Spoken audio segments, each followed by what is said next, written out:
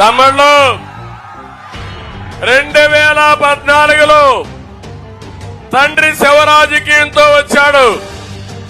2019లో బాబాయిని హత్య చేసి శివరాజకీయాలు చేశాడు. ఇప్పుడు గులకరాయి డ్రామా ఆడుతూ మళ్ళా వచ్చాడు. ఇప్పుడు మన మీటింగ్ ఉంది.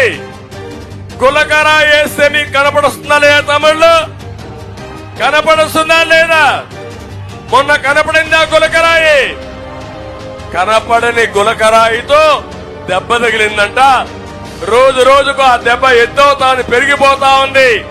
తొలి రోజు చిన్న దెబ్బ, రెండో రోజు దెబ్బ పెరిగింది, మూడో రోజు ఇంకా పెరిగింది. 13వ తారీఖు సాయంత్రం వరకు ఈ డ్రామా కొనసాగించే డ్రామా రాయుడు ఈ సైకో జగన్ అని చెప్పి నేను మీకు తెలియజేస్తున్నా.